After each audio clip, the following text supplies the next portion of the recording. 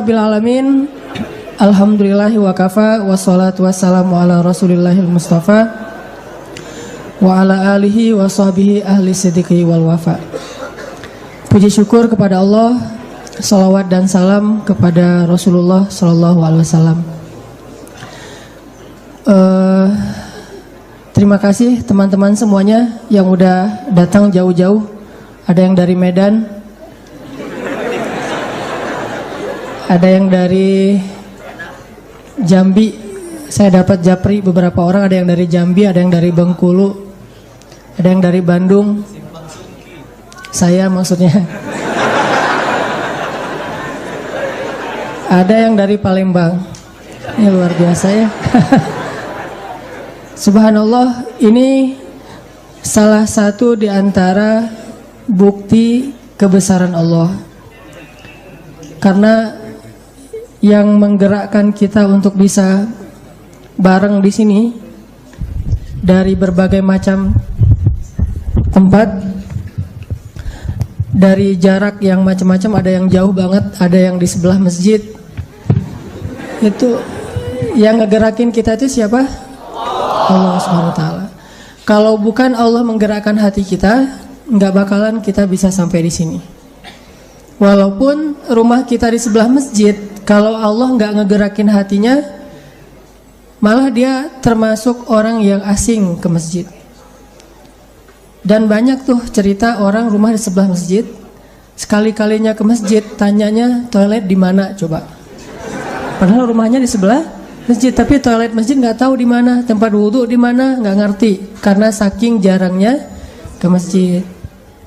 Udah gitu masuk ke masjid itu kayak orang yang asing, ngelihat orang semuanya malaikat, dia sendiri yang setan misalnya. Wah ini malaikat semua gitu.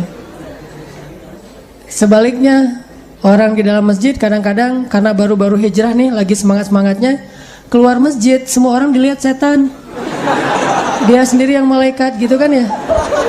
Nggak boleh kayak gitu. Bisa jadi orang yang di luar masjid itu lebih malaikat daripada kita yang baru belajar. Dia mungkin sholatnya di masjid yang lain, atau ada kesolehan dia yang kita nggak ngerti. Yang jelas kita jadi ngumpul di sini hari ini dari tempat yang berbeda-beda, ini sebagai bukti kebesaran Allah Subhanahu wa taala. Allah yang menggerakkan hati berapa orang nih? Banyakan ceweknya. Udah segitu aja, nggak usah ditambah. Banyakan ceweknya. Ceweknya kurang lebih sekitar 10.000 nih. Cowok-cowoknya sekitar 5.000. 1:2. Tapi di sini banyak yang masih sendiri. Di sini udah buket begitu ya. Udah dibuk. Kenapa saya jadi ngelamun ya?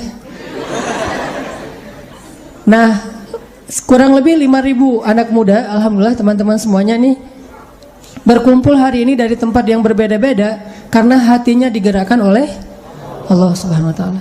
Dan ternyata buat Allah itu mudah banget menggerakkan hati sekian ribu anak muda sekaligus untuk berkumpul di satu tempat dengan jarak yang macam-macam, dengan kesulitan di jalan yang berbeda-beda.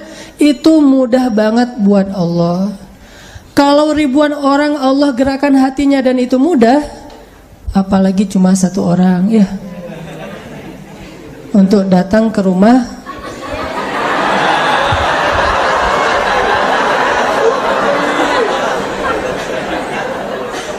itu lebih mudah lagi. Jadi jangan berputus asa. Toh ribuan orang bisa Allah gerakan sekaligus, apalagi cuman satu orang.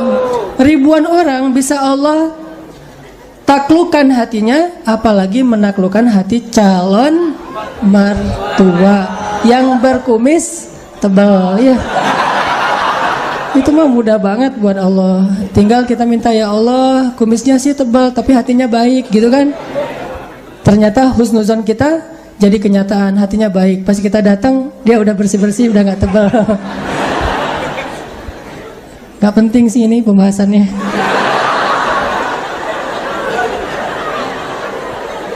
Nah teman-teman, ini jadi bukti nih. bahwa Allah tuh kalau mau menggerakkan seseorang itu mudah banget buat Allah. Menggerakkan hati dosen pembimbing kita ketika lagi ngerjain skripsi gitu kan, itu mudah banget. Datang bismillah, Rabbi syrahli sadri wa yassirli amri wahlul 'uqdatam min lisani yafqahu qawli. Itu doa siapa? Nabi Musa pas menghadapi siapa? Wah, ngeri juga ya. Doa untuk Firaun dipakai nih. Mau ketemu dosen. Wahlul 'uqdatan min lisani, dan lancarkanlah ucapan lisan saya sehingga beliau faham apa yang saya ucapin. Nggak usah kita yang insya Allah lisannya normal. Nabi Musa yang lisannya ada sedikit sakit, saya nggak bilang cacat ya, ada sakitnya karena waktu kecil kan Nabi Musa pernah makan arang. Tahu arang ya? Ceritanya waktu Nabi Musa bayi, Nabi Musa tuh lagi digendong sama istrinya Firaun, dan Nabi Musa kayak ngeklik gitu sama istrinya Firaun, ketawa-ketawa gitu. Terus tiba-tiba Firaun masuk ke kamar. Istri Firaun penasaran, selama ini Firaun gak pernah gendong bayi angkat mereka. Akhirnya istri Firaun bilang, Fir, lo coba gendongin. Kan panggilannya Fir ya, kalau Aun susah manggilnya. Fir, lo kan gak pernah gendong anak kita, lucu loh, coba lo gendong sekali aja. Males ah gua gitu. Ini Mesirnya jadi Indonesia banget lah. Enggak, gua males sama anak itu, ntar lagi juga gua bunuh gitu. Jangan, ini anak luar biasa, coba kamu gendong, pasti kamu akan ngerasakan kehangatan, jadi dekat sama dia. Coba deh sekali. Dipaksa-paksa sama Asia, akhirnya digendong juga sama Firaun. Baru digendong, yang tadi wajah Musa ketawa-ketawa, tiba-tiba jadi cemberut. Coba lihat Musa. Musa bayi loh ya, masih umur kurang dari setahun. Anak kecil, bayi udah kenal ini musuh saya nih. Jadi kalau kita mau tahu kita nih soleh apa enggak, coba gendong anak kecil. Kalau pas kita gendong dia tiba-tiba nangis, ini bahaya nih, harus banyak istighfar. Terutama anak mantan.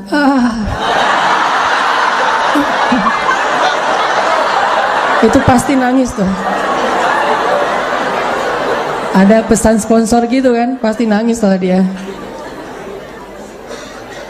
Jadi kalau misalnya teman-teman udah punya anak, tiba-tiba ada cowok gendong anak teman-teman terus nangis, tuh kayaknya ada indikasi M titik lah, mantan. Kenapa anak saya nangis di tangan kamu? Kamu mantan istri saya ya? Mantannya istri maksudnya. Enggak salah. Nah, Firaun gendong nih Musa, jadi berubah ekspresi, yang tadi senang tiba-tiba jadi marah. Kata Firaun, Asia nih kenapa nih anak kok jadi ngelihat saya kayak benci banget gitu. Kata Asia, oh mungkin belum kenal, coba kamu dekap lebih rapat lagi biar dia hangat. Didekap sama Firaun, pas sudah dekat Musa narik jenggotnya Firaun sekuat tenaga sampai merontok beberapa jenggotnya Firaun. Coba bayangin, kecabut loh jenggotnya Firaun dan berdarah. Itu kekuatan Musa alaihissalam. Menurut saya nih, Nabi paling tangguh itu Nabi Musa secara fisik. Kalau dibilang dengan bahasa kekinian tuh, Musa itu paling keren, paling cocok jadi kayak juara MMA gitu.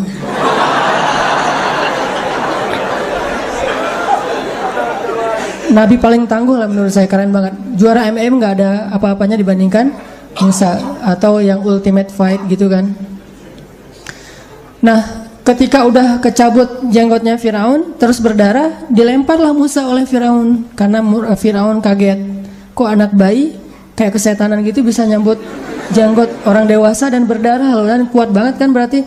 Dan jenggot Firaun itu zaman ala-ala Firaun kuno gitu, zaman Mesir kuno kan jenggotnya modelnya dibentuk terus panjang.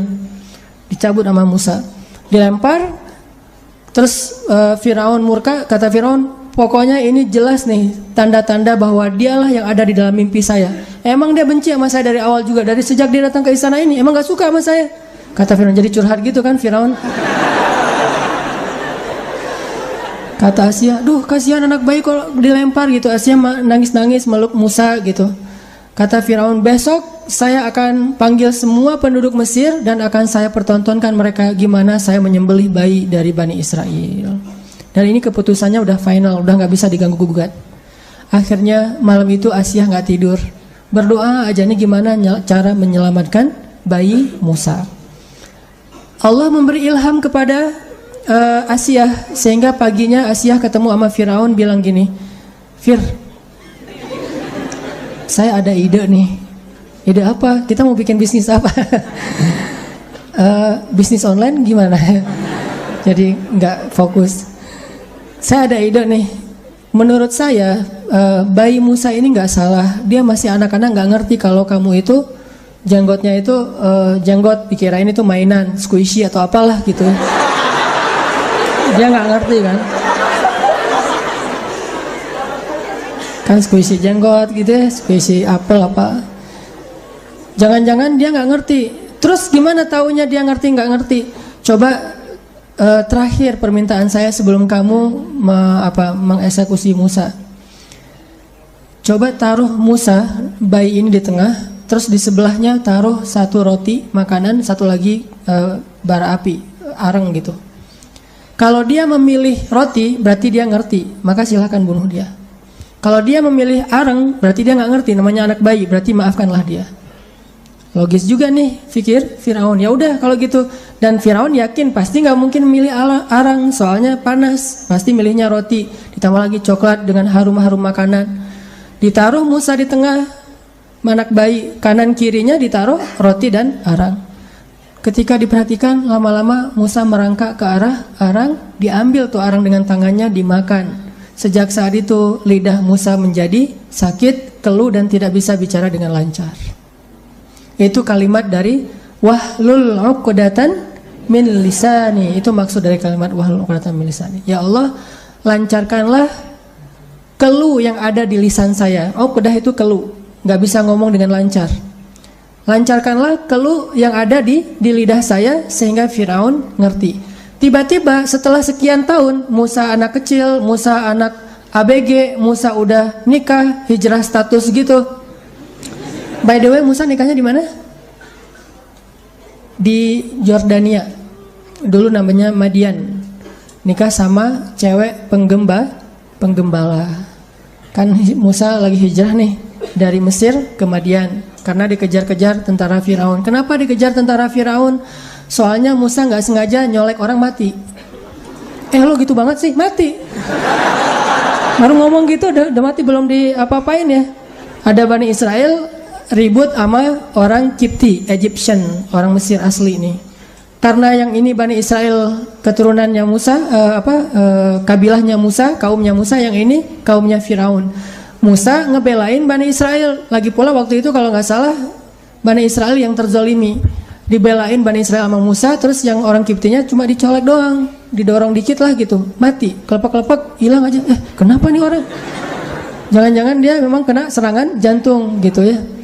Akhirnya Musa mengatakan, ya Allah, saya nggak sengaja membunuh dia, ini pasti kerjaan setan, kata Musa. Ini by the way ya, satu-satunya suuzon yang berpahala itu suuzon sama setan. Sama setan tuh nggak boleh husnuzon, harus suuzon. Ini setan yang kerjaannya nih. Terus jangan kita bilang, lo jangan nyalahin setan, kasihan tahu. Enggak. Setan itu harus disuuzonin. Kalau manusia husnuzon. Satu-satunya husnuzon yang berdosa itu husnuzon sama setan. Kasihan ya setan, pasti dia nggak tahu apa-apa, kita aja yang Akhirnya Musa lari ke Madian. Dan Musa ini emang laki-laki yang tangguh, tapi dia nggak pamer. Badannya itu six pack, perutnya tuh six pack. Kalau kita kan one pack ya, one pack masih mending ada zero gitu. Ini six pack, terus pokoknya badannya bagus. Tapi Musa badannya bagus, nggak pernah pamer. Kita kan baru fitness sekali udah pakai baju segini. Kalau perlu nggak pakai baju kemana-mana, gaya lihat gua nih baru fitness padahal belum ngebentuk juga. Musa itu kalau pakai baju selalu rapat, walaupun sebetulnya yang kesini kan bukan aurat, tapi Musa tetap menutup karena ini Nabi, ada fikih tersendiri. Jadi SOP Nabi sama umatnya tuh beda teman-teman. Dan emang kayak gitu, Nabi Muhammad tuh punya SOP sendiri, kita punya SOP sendiri. Di antaranya misalnya nih, Nabi Muhammad nggak boleh nerima sedekah. Kalau kita boleh nerima sedekah. Nabi Muhammad itu nggak boleh mewariskan harta. Jadi Nabi wafat, hartanya itu jadi milik umat, nggak boleh diwariskan ke keturunannya. Dan itu SOP Nabi. Nabi Muhammad punya istri sekian, kita nggak sama sekali. Nah ini kan SOP-nya beda nih. Bukan nggak sih, belum lah ya. Belum, SOP-nya beda nih. Nah Nabi Musa juga gitu, beliau menutup auratnya semuanya sampai nggak pernah kelihatan, bahkan pakai baju pendek aja nggak pernah. Saking luar biasanya, sampai muncul kayak isu fitnah, katanya Musa itu punya penyakit kulit, kata Bani Israel. Udah gitu dijadikan hashtag viral pula, viral di antara Bani Israel. Kalau Musa itu, Musa penyakit kulit, jadi trending topik gitu di antara Bani Israel. Difitnah, karena Musa banyak difitnah sama Bani Israel, kan Bani Israel tuh suka gosip ya. Pokoknya acara-acara infotainment mereka tuh selalu Musa yang muncul. Musa penyakit kulit, Musa kudis, Musa kurap, Musa apa. Banyak banget fitnah terhadap Musa. Akhirnya Allah yang ngebelain Musa. Allah posting nih.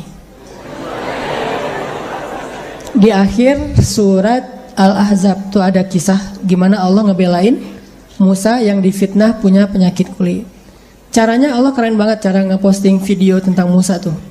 Jadi bukan poster ya, fitster. Ditampilin bahwa Musa lagi mandi di sebuah oasis, bajunya ditaruh di atas batu, cuman pakai celana doang, mandi. Pas sudah selesai mandi mau ngambil baju, batunya pindah. Akhirnya Musa bingung nih gimana cara ngambil bajunya nih, pakai kayak galah gitu, mau ngambil baju di atas batu, pas mau diambil batunya lari. Allah yang berfirman kepada batu, ya batu lari tuh batu. Ini batu luar biasa, kayaknya dia senang jogging gitu ya, kayak indoor runners lah ya. Batunya tuh lari, dikejar sama Musa. Batu, baju saya, batu baju gitu. Thawbi hajar kalau dalam bahasa Arabnya. Kemana larinya si batu teh? Larinya ke tempat-tempat ngumpul anak-anak muda Bani Israel, lewat skatepark Bani Israel gitu kan. Ada anak-anak Bani Israel lagi main skate, lagi ngulik gitu, lagi ngetrik, lagi kickflip gitu kan. Tiba-tiba Musa lewat, wih badan Musa lebih keren dari badan kita gitu. Jadi mulai viral lagi nih, badan Musa keren. Lewat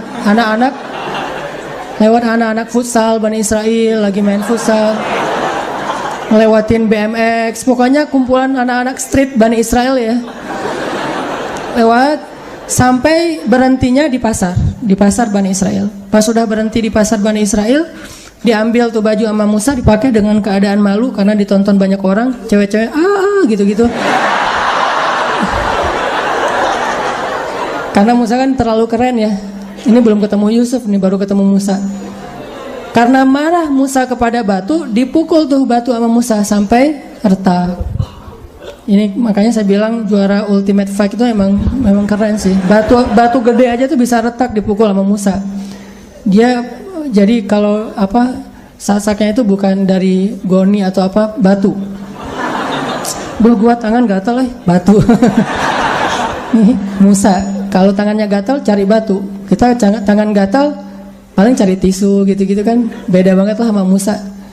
Nah, karena Musa pernah mukul orang Egyptian terus mati, mukulnya padahal dicolek doang, lari ke Madian. Sampai di Madian lagi duduk capek ngelihat dua cewek lagi ngantri ngasih minum ternak. Terkenal kan kisahnya di surat Al-Qasas dan di surat Toha. Dilihat sama Musa, kasihan banget tuh cewek berdua, nunggu giliran laki-laki penggembala memberi minuman ternak mereka, baru nanti giliran yang cewek. Dideketin sama Musa, Kak, lagi ngapain? Ma khotbukuma, apa masalah kalian? Lagi ngapain kalau bahasa kita? Kalau kita kan datang boleh selfie. Selfie kita mintanya, ini enggak lagi ngapain? Enggak, kami pengen ngasih minuman ternak tapi harus ngantri sama yang cowok-cowok. Oh ya udah biar saya aja yang ngasih minuman ternak, biar nggak perlu ngantri karena sesama cowok. Diambil ternak cewek ini sekitar 100 ekor onta, diberi minuman oleh Musa. Dan ini harus kita bayangkan dengan ilustrasi sejarah, jangan dengan imajinasi kita yang kekinian. Kenapa? Ngasih minuman ternak itu sumurnya itu bukan timba kecil teman-teman. Timba kita kan kecil tuh. Timba Arab itu dari kulit, terus di luarnya kayu. Timbanya tanpa air aja udah berat tuh. Ditambah lagi ukurannya diameternya mungkin setengah meter gitu, diameternya doang. Bahkan ada yang hampir 1 meter, gede timbanya, turun ke sumur. Sumurnya tuh gede, bukan sumur kayak kita yang kecil terus timba dari atas pakai tali. Dia turun, ngambil air, terus naik lagi ke atas. Bayangin 100 ekor onta. Satu onta bisa minum satu timba itu, berarti 100 kali naik turun. Padahal habis perjalanan berapa?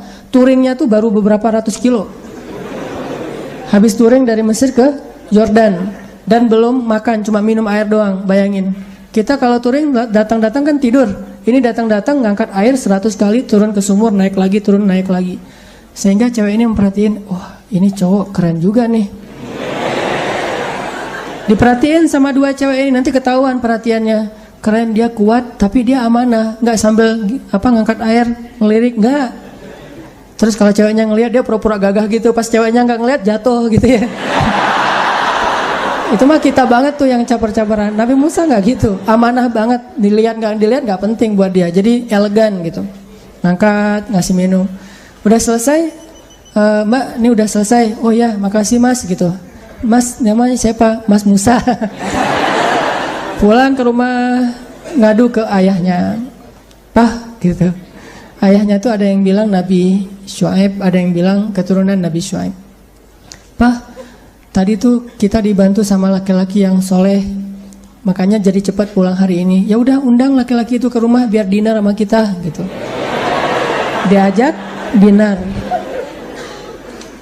Datang salah satu dari 2 cewek tadi, tamshi ala istihya, jalannya malu-malu. Jadi mau datang, aduh ngomongnya gimana ya? Mau ngasih tahu tapi gimana ya bahasanya. Akhirnya dia paksain dalam keadaan wajahnya malu-malu gitu. Diam-diam dia datang, Mas, ayah saya ngundang Mas ke rumah untuk makan malam, untuk ngucapin terima kasih. Oh ya boleh. Ya udah jalan pulang ke rumah. Jalannya Musa di depan, ceweknya di belakang. Ini etika berjalan dengan cewek yang bukan, ya, yang belum jelas statusnya. Cowok di depan, cewek di belakang. Kalau nggak tahu jalan, tinggal Sherlock dong. Kan gampang sekarang mah tinggal Sherlock ya. Rumah lu di mana? Udah Sherlock aja. Aduh aku habis kuota nih. Alasan. Ya udah teteringan aja sama aku. Passwordnya apa? Nama kamu. Bahaya nih. Udah jalan berdua, belok kanan, belok kiri. Pokoknya Musa di depan supaya Musa nggak memperhatikan cara si cewek jalan. Nggak boleh ngelihat cara cewek jalan, apalagi cara cewek berkendara. Kayak Aisyah dulu pernah ketinggalan sama siapa? Sofwan bin Mu'attal, sahabat keren dari Madinah. Pas ketinggalan dari pasukan Nabi, Aisyah lagi duduk di atas batu, Sofwan datang ngelihat Aisyah, terus Sofwan bilang innalillahi wa inna ilaihi raji'un.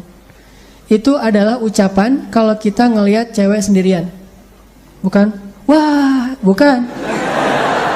Kesempatan gitu, bukan. Innalillahi wa inna ilaihi raji'un. Jadi ngelihat ada cewek pulang dari masjid sendiri, nggak ada temennya, nggak ada angkot yang bisa dia naikin. Innalillahi wa inna ilaihi raji'un. Bareng saya aja yuk. Enggak. Bareng saya maksudnya apa? Kalau di zaman Sofwan teh, barengnya itu dia naik, dia jalan kaki, Aisyah yang naik kendaraan. Nah caranya dia taruh onta di sebelah Aisyah, Sofwannya menjauh dan membelakangi supaya nggak ngelihat gimana cara Aisyah naik ke atas kendaraan. Lihat etika, akhlak orang yang solih. Jadi bukan, wah dia nih cantik, keren. Penasaran kalau dia naik kendaraan gimana ya cara naiknya? Enggak, itu kepo ya, kepo yang dilarang.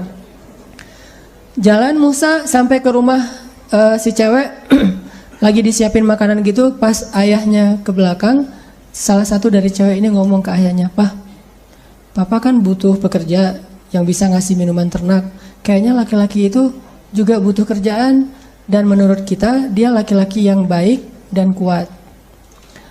Si ayahnya ngerti bahasa elegan dari putrinya. Berarti putri saya memperhatikan laki-laki. Artinya dia ada perasaan. Karena selama ini nggak pernah tuh cewek ngomongin tentang cowok sama sekali. Di list kontaknya aja nggak ada cowok. Cewek semua tuh isi list kontaknya ya. Kalau kita lihat namanya Aisyah, Fatimah gitu. Nggak ada misalnya namanya Muhammad atau siapa gitu. Nggak ada Bang, semuanya Kak. Mungkin ada juga cuman diganti nama kali. List kontaknya aja nggak ada cowok. Berarti dia kan nggak pernah dekat sama cowok, nggak pernah merhatiin laki-laki. Tiba-tiba dia mengkomentari seorang laki-laki. Berarti ada hati nih.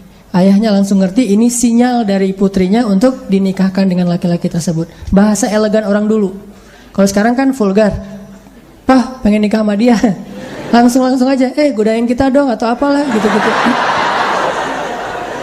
Kalau dulu elegan, kalau sekarang vulgar. Akhirnya laki-laki ini bilang ke Musa, ya Musa, kamu statusnya apa? Masih single, nggak jomblo karena nggak punya mantan. Single, Pak. Kok kamu manggilnya Pak? Kalau sekarang kan udah kepedean gitu, kegeeran. Single Pak gitu, bukan Pak ya, Pak. Oh ya udah, mau nggak nikah sama putri saya dengan mahar kerja sekian tahun. Kalau kamu sempurnakan jadi 10 lebih baik dan seterusnya. Akhirnya Musa nerima, menikahlah dengan perempuan itu. Ini cerita apa sih? Moral of the story adalah bahwa Allah Subhanahu wa taala itu merencanakan kehidupan kita, teman-teman. Kita cuman perlu menjaga masih on the track apa enggak nih. Kita cuma perlu ngejaga kita ini masih di garis yang Allah ridhoi atau enggak. Kalau masih di dalam garis yang Allah ridhoi, biarkanlah Allah yang mengarahkan kemana. Pokoknya jangan sampai ngelanggar aja. Jangan sampai keluar batas aja. Dan insya Allah jalan itu enggak akan membawa kita kepada kehancuran atau kerugian. Enggak mungkin. Allah yang merencanakan. Mungkin adegan yang memicu kita untuk melangkah itu kadang-kadang sesuatu yang gak nyaman. Kayak misalnya Musa, adegannya insiden pembunuhan, tiba-tiba hijrah ke Madian. Bisa aja insiden kayak gitu terjadi, bukan maunya kita, takdir Allah.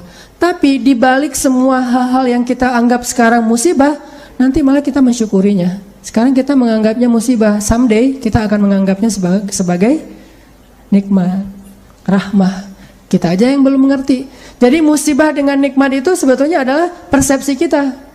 Kalau kita memahami kebaikan di dalam musibah, kita akan menyebutnya bukan musibah, itu rahmat. Tapi kalau kita nggak ngerti, kita nyebutnya musibah. Sama kayak misalnya, aduh judul ini ditolak sama dosen pembimbing, sehingga kita harus ganti judul yang baru. Kita anggap itu musibah kan? Padahal justru judul yang kedua, yang kemudian kita jadi lulus dengan sidang nilai cum laude, lewat judul yang kedua itu, itulah yang membuat kita mengerti sesuatu yang kelak akan bermanfaat buat kita. Judul pertama mungkin tentang apa, judul yang kedua sesuatu yang lebih aplikatif, sesuatu yang lebih dibutuhin sama masyarakat. Sehingga kadang-kadang kita pernah nulis skripsi, tesis, disertasi tentang judul itu, kita jadi expert di bidang itu, sehingga suatu saat kita lebih dibutuhin oleh masyarakat daripada kita tadinya pakai judul yang pertama. Kita tinggal angle berpikir kita yang mana nih? Mau ngelihatnya dari angle hikmah atau mau ngelihatnya dari angle musibah. Musa kecil pas bayi cabut jenggotnya Firaun, itu sebuah insiden. Musa dihanyutkan ke Sungai Nil, itu sebuah kejadian yang kayaknya tragis banget. Terus Musa ngebunuh orang. Terus Musa kehausan di tengah-tengah padang pasir, ketemu cewek terus ngasih minuman ternaknya tapi nggak dibayar. Semua ini rencana Allah yang kita nggak ngerti sekarang. Tapi someday ketika kita udah ngelihat hasilnya, kita akan mengatakan, Masya Allah, Allah Maha Besar yang mengatur hidup saya sampai menjadi seperti sekarang ini. Makanya saya pernah cerita, mungkin teman-teman ada yang nonton di YouTube. Dulu ketika di Mesir, pulang dari Mesir tuh, saya ikut istri ke Bandung. Istri saya ngajar di Bandung, akhirnya kita ke Bandung. Saya nggak senang waktu itu belum dapat hidayah ya, nggak senang ngajar di kampus, nggak senang ngajar di pondok pesantren. Tapi karena terpaksa, nggak ada kerjaan, saya ngelamar-lamar gitu ke pondok-pondok pesantren. Semua nolak, alasannya sama, lebih banyak guru daripada murid. Ya udah deh, gak apa-apa, karena gak ada yang nerima. Saya pikir, kok saya pulang-pulang jauh-jauh dari Kairo tapi gak punya kerjaan ya. kayak melas gitu, malah ngelamar jadi kuli aja nggak diterima. Soalnya kuli itu yang dilihat keahlian dan otot kan. Saya punyanya ijazah LC, nggak nyambung dengan perkuliahan gitu. Akhirnya nggak punya kerjaan, saya nerjemahin buku. Udah capek-capek nerjemahin buku, pas dikasih ke penerbit, katanya buku itu udah terbit, diterjemahin sama orang lain. Saya salah milih judul. Akhirnya nulis buku sendiri yang belum diterbitin orang. Walaupun kalau bahasa Sunda mah capruk, nggak jelas ngomong apa gitu. Pokoknya nulis aja, nulis. Udah selesai nulis, dikasih ke penerbit, nggak ada yang mau nerbitin karena nggak layak katanya. Kan ini adegan-adegan yang awalnya kita anggap sebagai kesulitan, musibah kan? Karena nggak mau diterbitin sama penerbit, akhirnya saya kepikiran lagi, ya udah kenapa nggak diterbitin sendiri aja? Diterbitin sendiri. Alhamdulillah minjem uang dari teman 30 juta dan dia Allah takdirkan dilembutkan hatinya, mau aja. Padahal nggak kenal amat, baru kenal juga beberapa bulan. Mungkin ngeliat muka saya tuh muka melas gitu ya. Jadi saya pinjam dong 30 juta.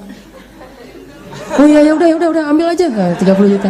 Dia punya percetakan, sampai sekarang jadi teman baik. Dia yang punya percetakan, udah nggak apa-apa Ustadz, cetak aja ntar bayarnya waktu terserah Ustadz. Dikasih waktu 6 bulan. Saya cetak, udah gitu terbitin sendiri, dijual seluruh Indonesia. Caranya kirim pakai bus malam gitu kan. Saya pakai kardus Marlboro ngangkat.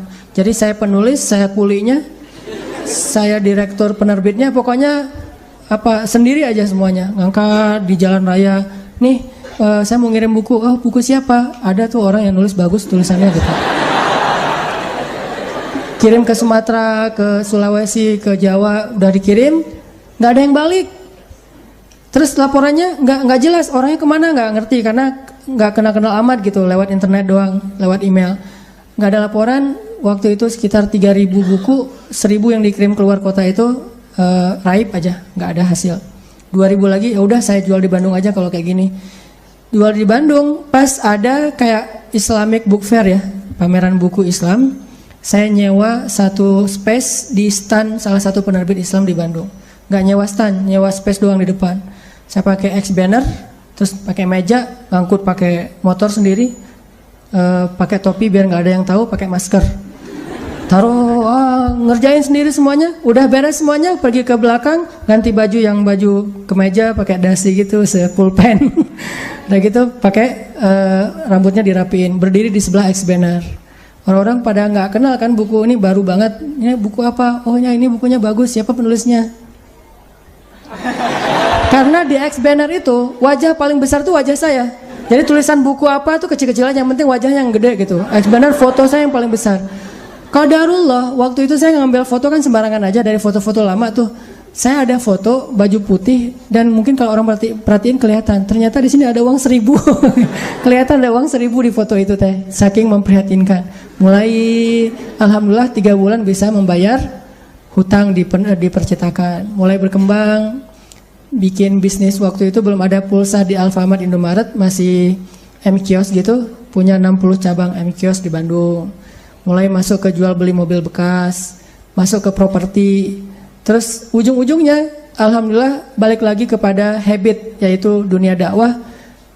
Jadilah sekarang di Pemuda Hijrah dan saya tinggalkan yang usaha-usaha kayak gitu biar fokus kepada dakwah. Tapi akhirnya saya berpikir kalau dulu saya mungkin diterima ngajar di suatu tempat, mungkin saya nggak akan pernah ngelakuin hal-hal yang seperti sekarang. Kalau dulu saya diterbitin bukunya oleh orang lain, mungkin saya nggak akan pernah nulis sendiri, dan seterusnya. Banyak hal yang kita sebut sekarang musibah, besok kita bilang itu sebuah nikmat. Angle-nya doang yang berbeda. Tinggal kita yakin nggak sama Allah Subhanahu Wa Taala. Jadi bisa jadi hari ini ditolak atau hari ini diputusin, suatu saat kita mensyukuri keputusan itu. Alhamdulillah saya diputusin, itu disyukurin. Kenapa? Gara-gara diputusin, akhirnya dia menikah dengan orang yang lebih baik daripada kita. Syukur kan? Namanya cinta sejati. Gimana? Harus syukur. Alhamdulillah dia dapat yang lebih layak daripada saya. Dan saya mah nggak dapat sampai sekarang misalnya. Ya nggak apa-apa. Kayak Julaibib ya. Tunggu aja di masjid. Kan gak enak banget awalnya tuh. Gimana kita menganggap diputusin itu nikmat. Apalagi diputusin dengan bahasa kita adik kakak aja ya. Kan berat ya. Gak enak kalau kayak gitu teh. Cuman nanti suatu saat kita akan mensyukuri nikmat itu. Kayak banyak orang yang ngerasa kok saya ngeband udah sekian lama tapi nggak ada yang masuk ke dapur rekaman, sampai dia bikin kayak semacam sponsor me kan. Dia ngeband terus bikin arrangement lagu, dia posting di YouTube, dia upload di YouTube supaya ada yang sponsor. Ternyata nggak muncul. Anak skate dia ngetrik tapi nggak ada yang jadiin dia brand ambassador brand tertentu. Akhirnya dia upload di YouTube ngetrik kickflip yang model baru apa gitu mungkin, atau no comply gitu, dia nggak ngetrik tapi bisa terbang-terbang, berharap ada yang sponsor, ternyata belum. Apa yang hari ini kita anggap sesuatu yang kayak kekalahan, satu musibah, satu kesulitan, suatu hari nanti ketika kita paham, kita akan mengatakan itu nikmat dengan satu syarat. Gimana pun kondisi yang kita alamin sekarang, jangan keluar dari jalur yang Allah ridhoi. Itu aja syaratnya. Makanya kan saya bikin tagline banyak main banyak manfaat. Saya nggak berani bilang nggak punya dosa karena itu namanya tazkiyatun mentazkiyah diri sendiri. La tuzakku anfusakum. Janganlah kalian menganggap diri kalian suci. Tapi maksudnya sedikit dosa ini tinggalkan dosa. Kenapa? Karena kalau kita udah ngelanggar, gimana pun kita sekarang lagi dapat nikmat banyak, terus kita melakukan dosa yang Allah nggak suka, nikmat itu bisa berubah musibah. Sebaliknya, ada musibah, kita masih on the track, musibah itu bisa berubah menjadi nikmat. Syarat yang Allah minta dari kita cuma satu itu, jangan melanggar, jangan bikin dosa, jangan ngecewain Allah Subhanahu wa taala. Itu doang. Udah gitu bertahan aja, Allah kasih kejutan-kejutan yang sangat banyak dalam hidup kita. Saya punya teman orang Padang. Dia ikut tes akademi kepolisian. Dari sekian banyak yang ikut tes, 50 orang yang keterima, dia salah satunya. Terus karantina 50 orang ini. Tes ujian yang kedua, dari 50 orang ini cuman dia sendiri yang gagal. 49 orang tuh lulus tes kedua. Akhirnya dia pulang ke kampungnya dalam keadaan malu. Karena udah malu banget, dia hijrah ke Jakarta. Awalnya ke Bandung terus ke Jakarta. Di Jakarta alhamdulillah setelah sekitar 8 tahun dia bisa survive, bahkan sukses. Sekarang dia punya beberapa outlet di Tanah Abang, punya pabrik di Bogor, dan punya omset sebulan itu gak kurang dari 1 M. Dengan keuntungan kurang lebih 40%, jadi 400 juta lah profit bersihnya sebulan. Kalau lagi lebaran atau Ramadan itu bisa 3 kali lipat. Nah pas sudah sukses, dia haji. Ternyata di kampung itu dialah orang pertama yang haji di kampung dia tuh. Dan di kampung itu dikenal dia sebagai anak yang paling nakal, yang kayaknya gak ada harapan jadi orang baik. Ternyata yang pertama haji. Udah gitu dia pulang, sesekali dia pernah pulang ketemu sama temennya yang 49 orang itu. Salah satunya udah jadi salah satu pejabat di kepolisian. Dia ngobrol-ngobrol, ditanya, mana yang 48 lagi? Dia bilang, kamu gak tahu kabar mereka? Kabar apa? Tahun 2004 mereka ditugaskan di Brimob Aceh, di Banda Aceh. Asrama Brimob Banda Aceh itu dekat dengan laut. Terjadi musibah tsunami, satu asrama Brimob itu habis semua dan 48 mereka itu meninggal dalam musibah tsunami. Baru dia sadar, Masya Allah, Allah punya rencana. Semuanya di dalam aturan Allah Subhanahu wa taala. Sehingga dia akhirnya mensyukuri kegagalan dia dulu di tes kepolisian. Walaupun yang lulus juga baik, yang gagal juga baik. Jadi ini bukan soal buruknya, tapi soal antara satu kebaikan dengan kebaikan yang lain. Yang lulus baik, yang ternyata nggak lulus juga, Allah simpan kebaikan dengan cara yang lain. Bahkan mungkin bagi dia sekarang, kalau disuruh pilih, dia lebih milih nggak lulus. Kalau dia sekarang udah paham, dulu dia memilih lulus, dia stres, dia kayak putus asa gitu. Pas ketahuan cuma dia sendiri yang nggak lulus. Tapi setelah dia paham maksud Allah, pasti kalau sekarang disuruh pilih, mending dulu kamu lulus apa enggak? Enggak deh, mending kayak gini aja, pasti kayak gitu. Jadi kita butuh waktu untuk mengerti teman-teman tentang maunya Allah itu apa. Sama kayak sekarang, kita butuh waktu untuk mengerti kenapa di usia segini masih sendiri. Butuh waktu untuk mengerti. Mungkin Allah emang lagi mempersiapkan calon imam kita yang ideal banget. Nah untuk mendapatkan seseorang yang ideal itu kan butuh waktu.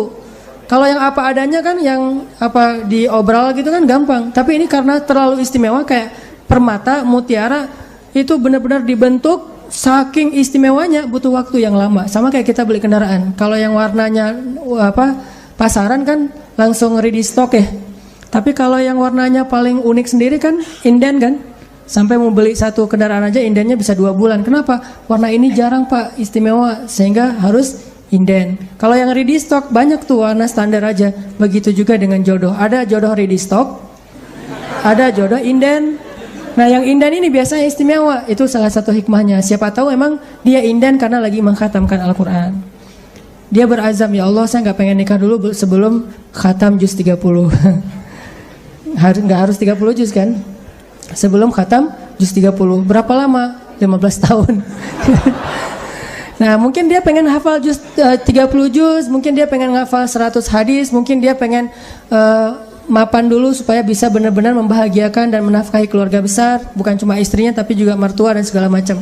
Kita emang akan dikasih oleh Allah pasangan yang istimewa, makanya inden, sehingga kita bersabar, mudah-mudahan ada kebaikan. La'allahu khair wa ma indallahi khair. Mudah-mudahan di sini ada kebaikan, apa yang di sisi Allah lebih baik. Terus berhusnuzon. Ketemu-ketemu ternyata emang benar, wajar kalau kita inden, istimewa banget. Akhlaknya itu luar biasa. Itu yang dialami oleh Khadijah. Nikah, meninggal. Nikah lagi, meninggal lagi suaminya. Kenapa meninggal? Karena Allah lagi mempersiapkan seseorang yang mungkin pas suaminya meninggal, Nabi Muhammad masih kecil. Tapi Khadijah disuruh punya keluarga dulu biar ada yang ngedampingin dia, terjauh dari fitnah. Cuman gak boleh lama-lama, harus pergi karena mau digantiin oleh orang yang lebih istimewa, yaitu Muhammad SAW.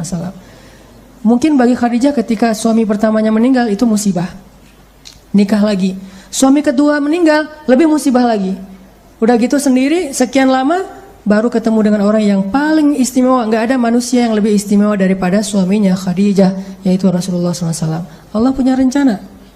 Awalnya Khadijah menangis, yang kedua Khadijah menangis, tetapi setelah dia faham rahasia yang ketiga, mungkin dia akan mengatakan bahwa inilah yang terbaik untuk saya. Kalau saya tahu ini dari dulu, maka saya akan tahu bahwa Allah itu maha baik kepada saya. Ini artinya Allah punya rencana. Kurang baik apa suami kayak Rasulullah? Nih, mungkin kita yang berada di sebelah kanan ini lagi disiapin sama Allah untuk belajar akhlak dari Rasul, supaya nanti kalau ketemu yang di sebelah satu lagi, insya Allah kita benar-benar bisa membahagiakan dia seperti Rasul membahagiakan Khadijah atau Aisyah. By the way teman-teman, Rasulullah itu orangnya easy going loh. Ini akhlak suami ya. Ini jadi kayak pengajian pernikahan nih. Suami yang soleh itu suami yang bisa membuat istri yang lagi bete ketawa. Itu suami soleh. Kan kenyataannya sekarang suami-suami bisa bikin istri yang lagi ketawa bete kan. Lagi happy-happynya, lagi jalan bareng, tiba-tiba ilfil gara-gara dia ngerusak suasana. Ucapannya gak terjaga, sikapnya gak terjaga gitu. Kalau Rasulullah itu terbalik. Istri yang lagi bete, yang lagi ilfil, lagi gak nyaman, bisa dibikin happy, ketawa. Saking easy goingnya Rasulullah. Jadi no hard feeling terhadap istrinya. Kalau kita, Mama lupa ya dengan hadis-hadis Rasul, keluar semua dalil. Padahal Rasul pemilik dalil, tapi nggak ngeluarin dalil itu. Kita yang bukan pemilik dalil ngeluarin. Coba, kan agak-agak unik nih. Kalau kita kan dalilnya riwayat Bukhari, Muslim, atau siapa, pokoknya ada riwayat, saya lupa riwayat siapa gitu kan. Kalau Rasulullah kan nggak mungkin pakai ada tuh hadis riwayat Bukhari, kan nggak kan ya. Orang Rasul sendiri yang punya hadis. Jadi aku yang berbicara dan aku yang meriwayatkan lebih kuat daripada hadis Bukhari. Kita pakai hadis Bukhari aja udah bangga. Rasulullah nggak pakai hadis Bukhari loh, hadis sendiri. Nggak pakai Bukhari. Tapi ketika istrinya lagi bete, lagi sedih, lagi cemburu gitu, pernah nggak Nabi ngeluarin dalil? Enggak, Nabi nggak ngeluarin dalil, tapi nunjukin akhlak. Dalil itu disampaikan oleh Nabi ketika suasananya normal, lagi nyaman. Nabi mengajarkan istri yang soleh itu kayak gini. Tapi kalau lagi pada ada masalah, Nabi nggak pakai dalil, akhlak yang ditunjukin. Itulah sunnah Nabi SAW. Kita pas lagi ada masalah dikit sama teman, langsung browsing. Istri yang soleha, search, keluar hadis-hadisnya, langsung di forward, langsung di send ke pasangan kita. Mah tuh lihat tuh hadisnya sahih loh mah. Memangnya hadis istri doang, istrinya juga browsing. Suami yang penyabar, search, keluar hadisnya.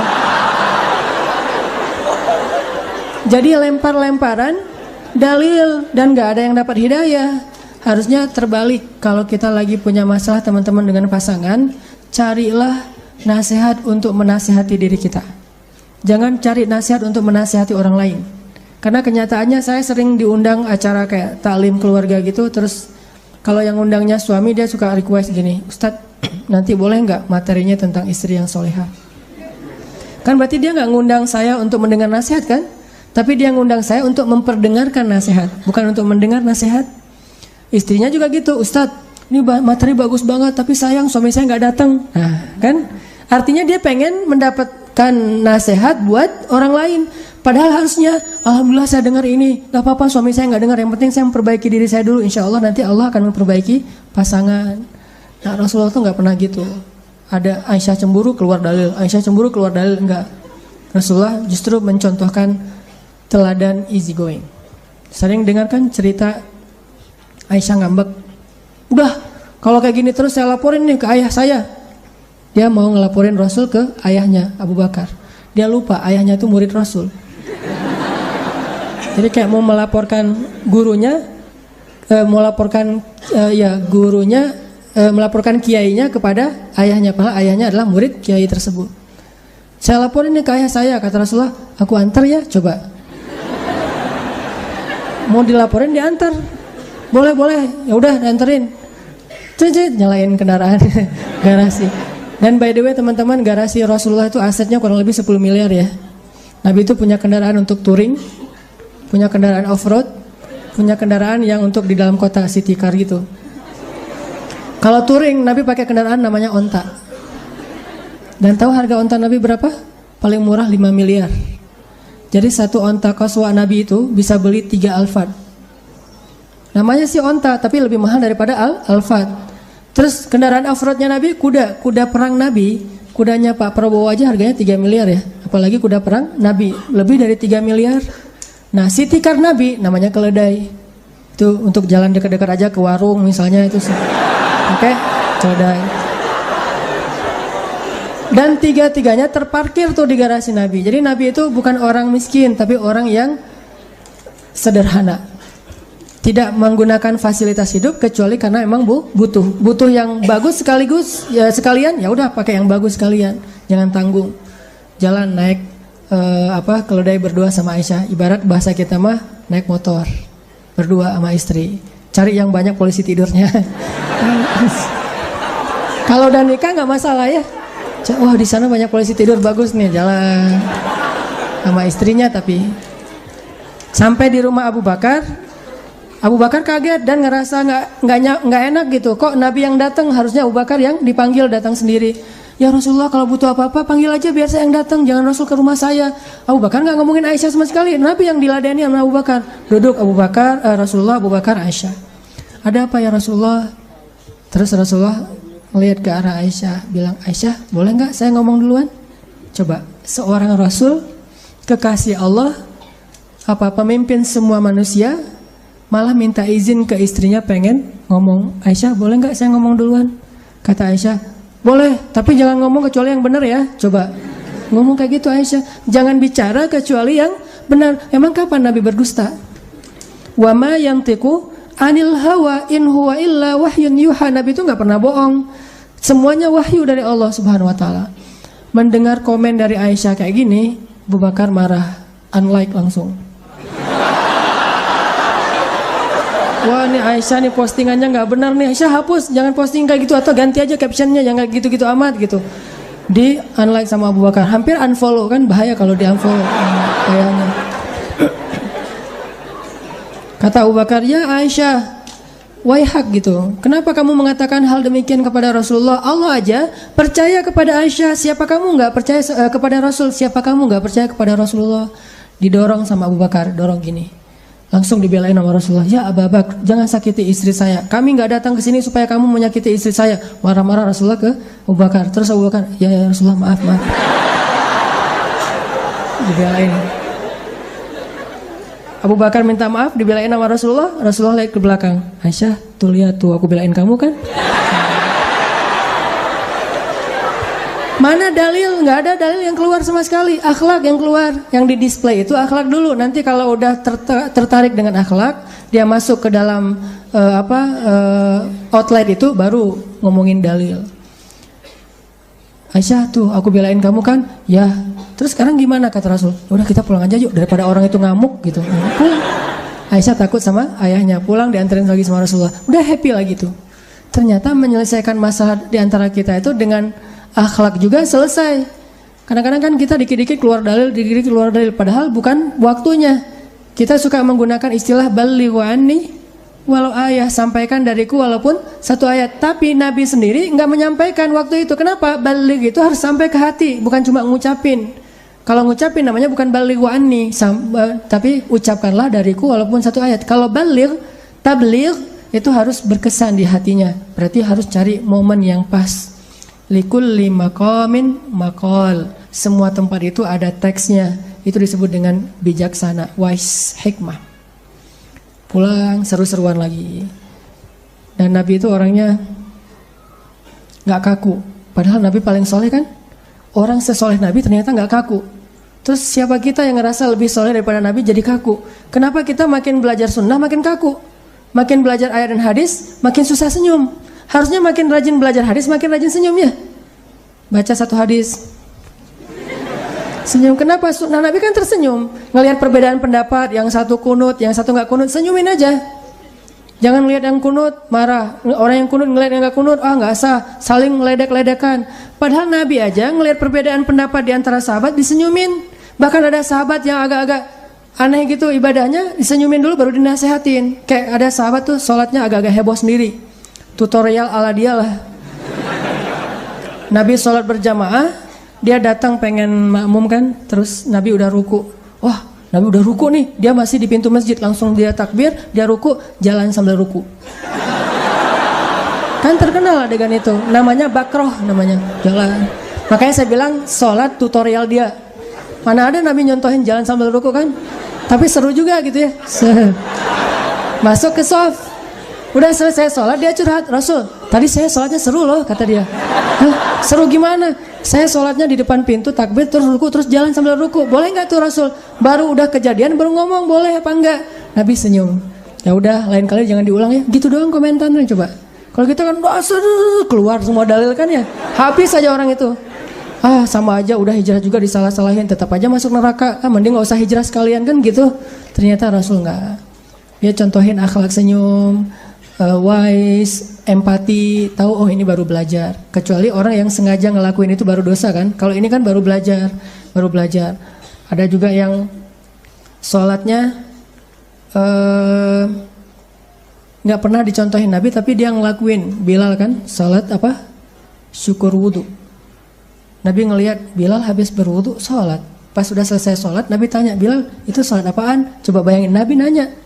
Padahal Nabi kan yang ngerti agama, nanya ke Bilal. Bilal itu sholat apaan ya?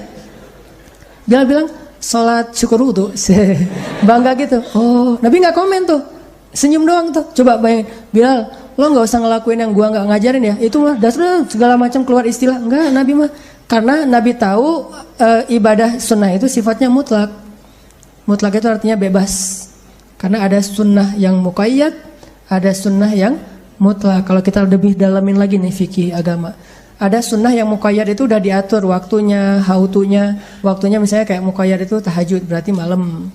Kayak qabliyah, ba'diyah itu mengiringi sholat wajib. Tapi ada yang mutlak, bebas dilakuin kapan aja dan berapa rakaat pun bebas. Namanya juga mutlak, bebas gitu.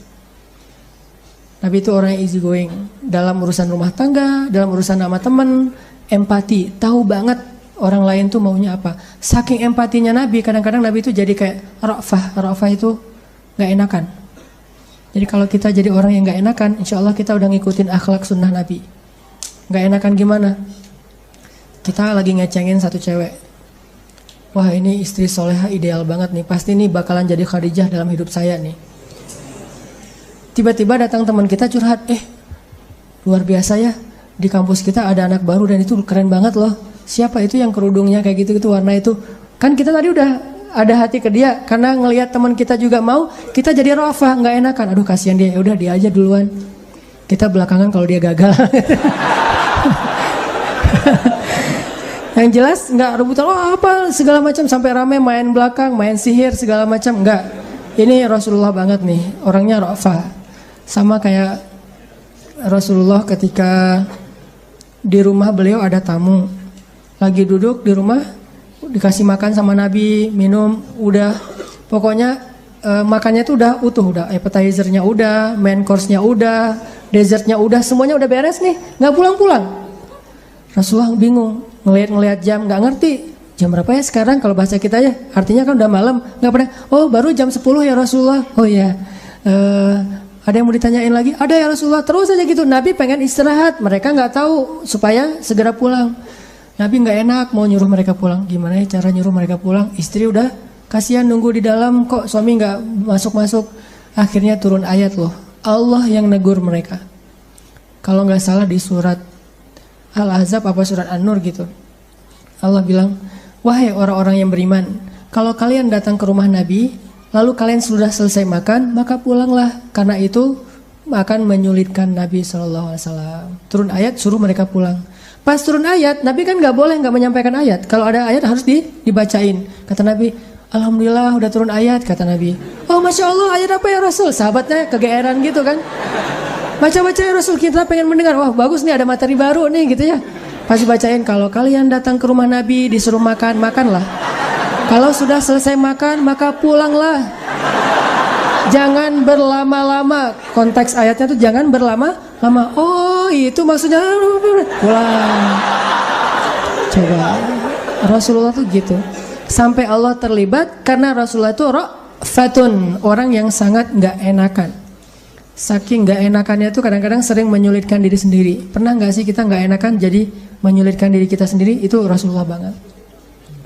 Pulang dari taklim, ngelihat teman ada yang jalan kaki, rumah kita mungkin di timur, kita tanya sama dia, mau kemana? Mau pulang? Nggak ada kendaraan nggak? Ya udah ikut saya aja. Ya udah ikut. Ternyata rumahnya di barat. Jadi kita ke tempat yang lebih jauh. Ya kita nggak akan cari-cari alasan nganterin. Pas sampai sana pulangnya jadi telat sendiri. Mungkin karena kita nggak ngerasa nggak enakan sama dia, kita bantu. Ini hal-hal yang disebut dengan ro'fa. Nggak enakan dengan pasangan. Rasulullah tuh pernah nggak enakan sama istri. Gimana nggak enakannya? Nabi satu pagi lapar, belum makan dari subuh. Pergi ke dapur, buka-buka gitu. Buka panci, buka segala macam, lihat nggak ada isi. Aisyah belum masak. Lagi buka-buka kayak gitu di dapur, tiba-tiba Aisyah lewat. Aisyah nongol nih. Pas Aisyah lewat, Nabi langsung bilang, Aisyah saya puasa loh hari ini. Coba gimana Rasulullah? Gak pengen bikin Aisyah salah tingkah dan merasa gak nyaman karena belum masak untuk Rasulullah dan Rasulullah lapar. Jadi kan Aisyah jadi gak enak hati tuh. Untuk membuat Aisyah tetap nyaman, Rasulullah bilang, Aisyah saya puasa loh hari ini. Oh gitu, ya udah sekalian saya gak masak. Padahal Nabi tadi tuh gak ada niat puasa loh. Kan puasa sunnah gak harus niat dari awal kan. Boleh niat belakangan selama belum makan apa-apa. Jangan sampai niatnya udah minum kopi, udah makan empek-empek, baru saya puasa aja deh, tapi empek-empeknya udah habis berapa kapal selam misalnya. Nah ini Rasulullah tuh nggak enak hati kepada istrinya sampai bikin istrinya nyaman. Jadi kalau kita pulang ke rumah, di rumah makanan apa aja, alhamdulillah enak banget, mama pintar banget sih masak. Kapan masaknya? Oh tadi bibi yang masak. Oh iya nggak apa-apa. Maka tetap makan sama dengan menghargai yang masaknya. Nabi kan pernah diundang ke rumah seseorang, undangan untuk have lunch gitu kan, makan siang. Dianggap itu kayak selamatan, acara besar. Datang Nabi sama sahabat. Ternyata yang undangnya orang miskin. Terus pas sampai ke dalam rumah mau makan, dihidangkan satu roti yang keras namanya qadid. Qadid itu roti kalau dimakan harus dicelupin ke air baru bisa dimakan, soalnya keras banget. Nabi duduk, dihidangin qadid. Nabi nunggu kirain habis qadid nanti bakalan datang kayak susu, selai, daging, segala macam. Ini kan baru datang satu menu nih. Ditunggu lama nggak datang-datang. Terus kata tuan rumahnya, Rasulullah silakan. Oh ya. Nabi heran ternyata makanannya itu doang tuh. Tapi ngundang orang kan agak-agak gimana gitu nih sahabatnya. Kenapa ngundang Rasul padahal dia nggak punya apa-apa di rumah? Karena mereka tahu makanan yang dimakan Rasul itu berkah. Dan mereka mengharapkan keberkahan itu. Nabi terus bilang ada cuka gitu, bukan ada cuka, ada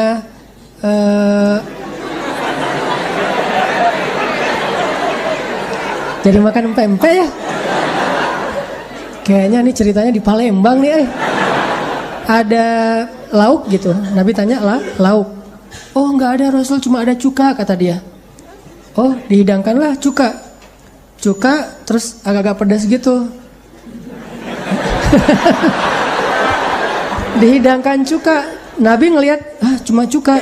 Akhirnya Nabi colek tuh roti, Nabi sobek tuh roti, dicolek ke cuka, dimakan, dan Nabi mengatakan sebaik-baik lauk itu cuka.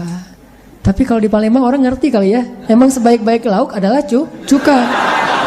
Kalau di luar Palembang orang nggak ngerti tuh, saya salah contoh Kalau di luar Palembang orang nganggap cuka itu sesuatu yang nggak enak, kecuali sedikit doang untuk makan bakso atau cuanki atau apalah. Tapi kalau di Palembang itu emang sebaik-baik lauk sih. Nah di Arab itu cuka biasanya makanan orang miskin banget yang nggak ada makanan lain gitu. Di Arab ya, di Arab. Kalau di Palembang cuka itu makanan favorit orang kaya sih. Orang kaya yang masih jomblo. Tetap aja. Nah teman-teman, saking gak enakan Nabi itu kayak gitu, sampai memuji makanan. Jadi kalau kita dikasih cuman garam, sebaik-baik lauk gitu, garam loh mah gitu. Papa senang makan garam, senang makan saya pernah di rumah istri gak masak, akhirnya saya goreng telur sama pakai cabai rawit. Pas istri bilang, aduh kasihan suamiku nggak dimasakin, maaf ya baru pulang dan segala macam. Enggak, mah tahu nggak? Tapi kita manggilnya bukan mah ya, adalah pokoknya panggilan tertentu. Mah tahu nggak? Dulu aku waktu kecil masakan yang paling aku suka itu nasi terus sama garam sama cabai, itu udah nikmat banget, dunia milik sendiri gitu. Oh gitu, oh ya udah lanjutin aja. Makan sendiri, cuman jangan sering-sering ya, sekali-kali aja kayak gitu mah. Pernah juga Nabi lagi duduk sama istrinya lagi berdua gitu. Nabi ngeliatin aja wajah istrinya gitu kan.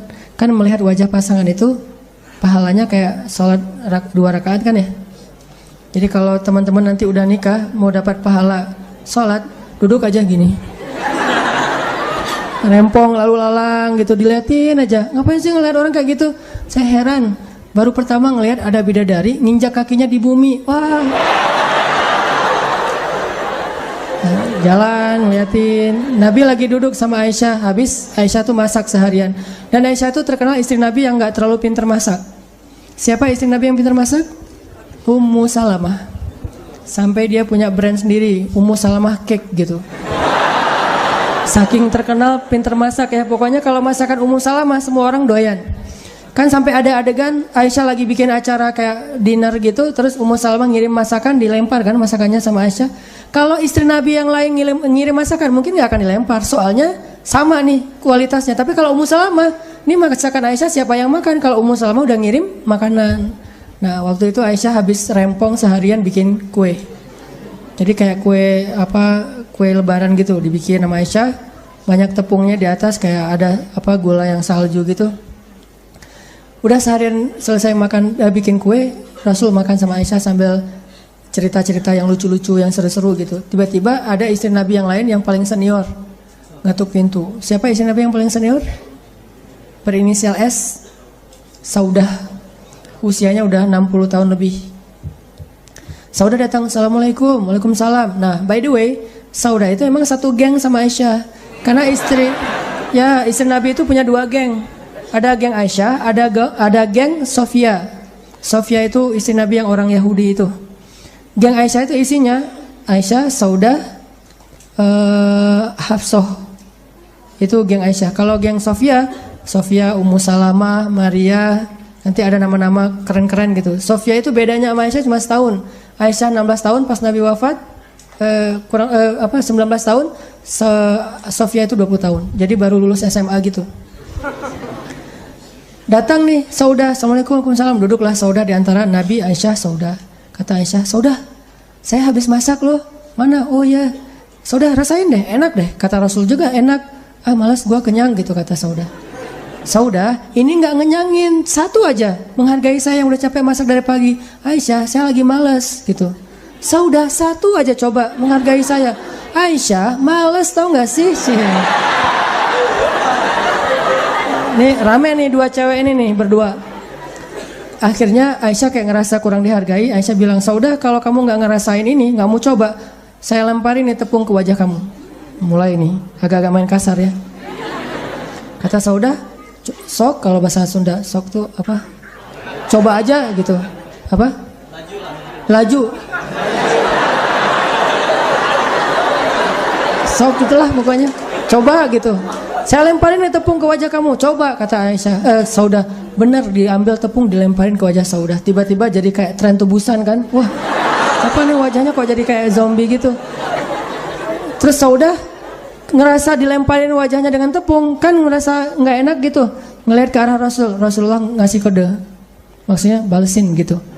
Disuruh balas. Saudah dapat lampu hijau dari Nabi, ngambil tepung, dilemparin ke Aisyah. Lemparan tepung sampai jadi benar-benar putih dua-duanya aneh gitu, kayak pantomin gitu, kayak badut.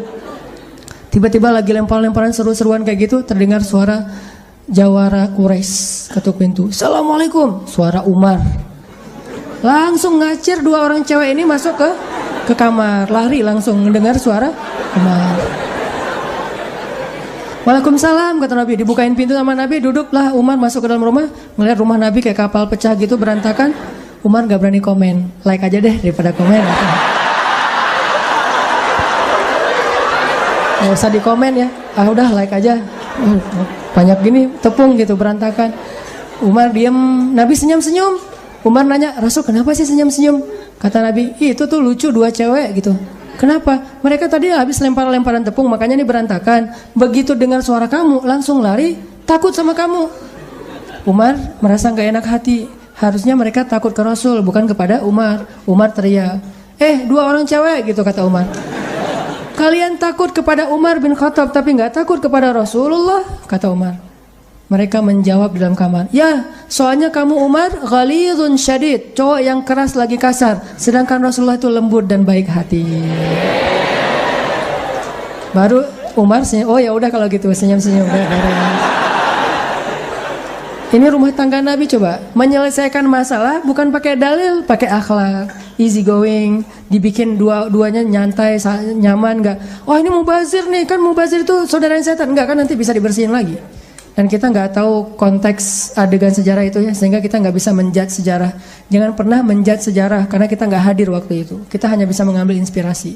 Kalau kadang-kadang ada orang yang mengatakan, oh itu kenapa kayak gitu? Kan dia nggak tahu kondisi yang sebenarnya. Kita hanya bisa mengambil pelajaran dari sejarah itu. Intinya teman-teman, banyak pelajaran yang bisa kita ambil dari obrolan yang nggak jelas tadi ini. Tentang kebesaran Allah yang menggerakkan hati orang banyak. Jadi kalau orang banyak bisa digerakin hatinya, apalagi cuman satu orang. Terus tentang alur hidup kita itu ditentukan oleh Allah.